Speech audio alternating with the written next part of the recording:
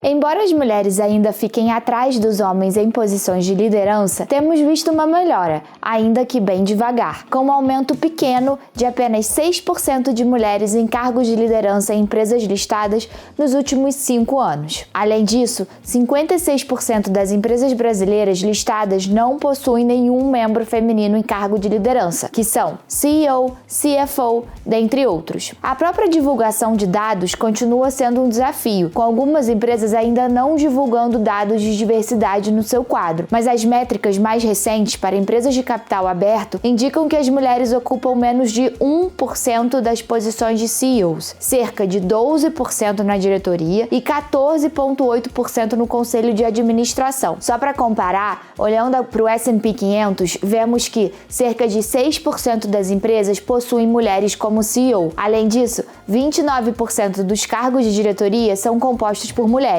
enquanto as mulheres também são 30% no conselho de administração. Olhando agora diretamente para os conselhos de administração, vemos que o retrato é bem parecido, com uma representatividade feminina ainda muito aquém da masculina. E nesse ponto, ressaltamos que o conselho de administração é um elemento chave do pilar de governança corporativa, e assim como a diversidade de gênero, que é também um importante ponteiro quando a gente vai fazer uma análise ESG. Os números atuais retratam uma baixa diversidade de gênero nesses conselhos, mas, do lado positivo, o número de companhias que não possuem nenhuma mulher em seu conselho de administração diminuiu drasticamente nos últimos 6 anos, indo de aproximadamente 64% em 2016 para cerca de 42% em 2022. Indo além, 41,7% dessas empresas vieram de não ter nenhuma mulher para ter apenas um, mas, por outro lado, só 26% das empresas possuem 2 ou mais mulheres no conselho de administração. Agora, quando a gente analisa o número de mulheres em posição de chairman, ou seja, presidente do conselho, vemos uma diferença bastante acentuada, com os homens presidindo 93% dos conselhos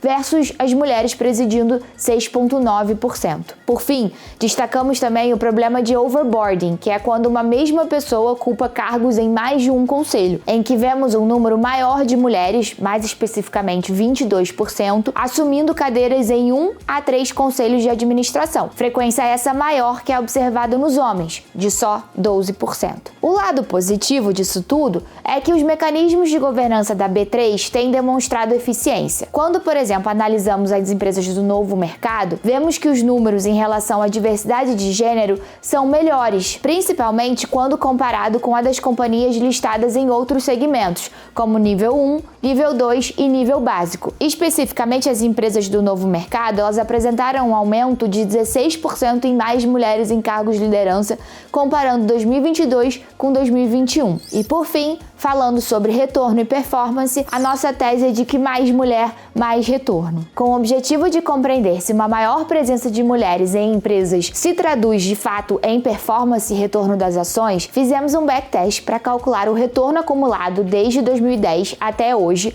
das 15 empresas com maior representatividade feminina. E comparamos com o benchmark, que no caso escolhemos o índice Ibovespa, e descobrimos que, enquanto o Ibov acumulou um retorno positivo de 49% no período, a sexta, com as top 15 empresas, apresentou um retorno acumulado positivo de 349%, performance acima do benchmark em mais de 300%. E agora, olhando para o cenário global, como é que fica? Globalmente, os números de mulheres em posições de liderança vêm aumentando nos últimos anos, assim como está acontecendo no Brasil. Um estudo recente mostrou que 32% dos cargos de liderança em empresas em todo o mundo eram ocupados por mulheres em 2022, representando um aumento significativo em relação à taxa de 20% no ano anterior. Olhando para os Estados Unidos, vemos claramente que a proporção de mulheres tende a diminuir à medida que os cargos se tornam mais altos, ou seja, enquanto as mulheres são aproximadamente 46% da força do trabalho total nos Estados Unidos e ocupam 40% das ocupações de gestão, elas são apenas 29% dos CEOs. Nas empresas do S&P 500, um recorde histórico de 32% de membros do conselho de administração são mulheres, de acordo com os dados mais recentes de 2022. Esse é o número mais alto já visto.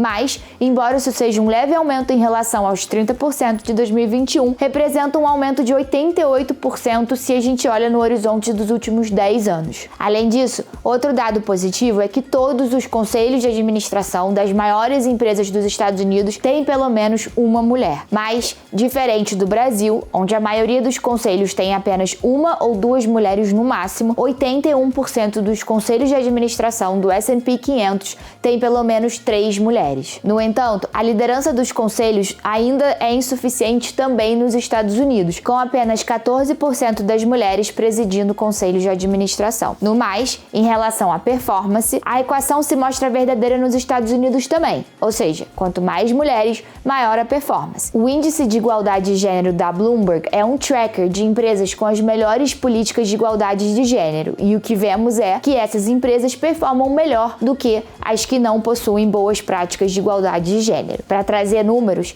esse índice ele retornou quase 500 pontos base acima das ações globais gerais. Quando a gente olha agora para uma perspectiva de mulheres que investem no Brasil, o número de investidoras aumentou muito nos últimos 20 anos, de apenas 15 mil para os atuais 1,4 milhão. Isso representa cerca de 9 meses mais mulheres cuidando de suas finanças nos últimos 10 anos, um pouco abaixo do aumento de 11 vezes no número de homens investindo no mesmo período. Mas ainda somos poucas na bolsa. Considerando a população de cerca de 108 milhões de mulheres no Brasil, isso representa menos de 2% delas investindo. Em comparação com a média global, são 41% de mulheres que investem na bolsa. Vale destacar também que o nosso comportamento é diferente do comportamento dos homens, com mulheres tendo um perfil mais avesso ao risco, mas no geral conseguindo resultados melhores. Esse comportamento de maior aversão a risco tem sido positivo no longo prazo. A Fidelity, por exemplo, analisou 5 milhões de clientes e nos últimos 10 anos as mulheres superaram em média os homens em 40 pontos base. Além disso,